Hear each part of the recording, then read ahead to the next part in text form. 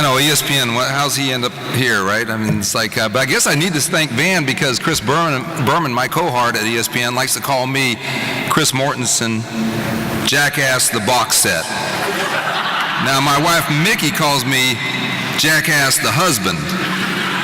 That's a true story, but, you know, and you said your father served in the Korean War. My father lost his first son in the Korean War. My wife Mickey's grandfather was awarded the Purple Heart in World War II. And so when I was asked to be a presenter for this particular award to a severely wounded U.S. Army Iraqi veteran, I really was humbled. I was honored. I accepted this opportunity without hesitation. I'm not one that really believes in coincidences like some people. Besides, when you cover the National Football League as a sports commentator, you have coaches who brainwash you all the time saying there's no such thing as luck or coincidence. But it was only when I began reading the story of the incredibly inspirational story of a brave and heroic young man, J.R. Martinez, that I realized that maybe there's some destiny to me being here, some ties that bind us. It isn't just football, as I'll explain, or that J.R.'s mom is an immigrant from El Salvador. My mom is an immigrant from Honduras, or bordering countries in Central America. Just like J.R., I served in the U.S. Army towards the back end of the Vietnam War.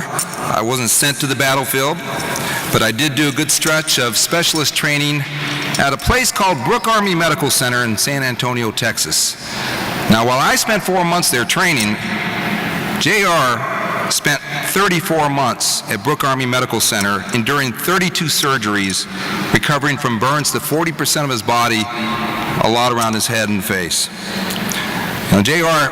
had a dream of being drafted by a National Football League team. He was a high school football player, had those old high school injuries, but he was known by his coaches and teammates as being an inspirational leader.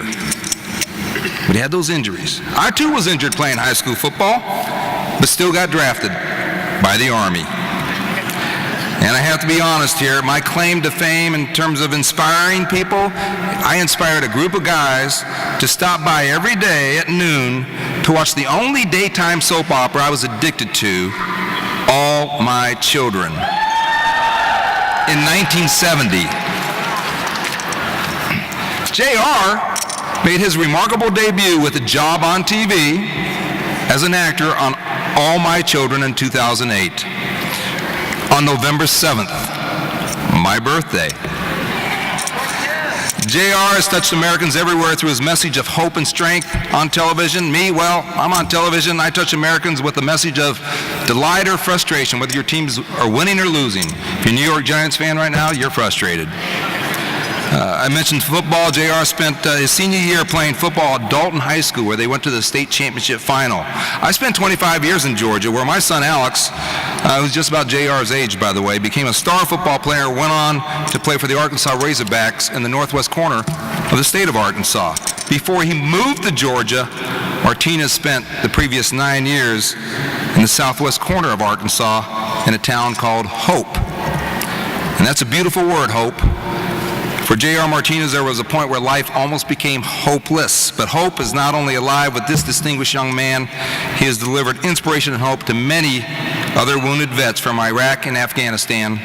Here is his story.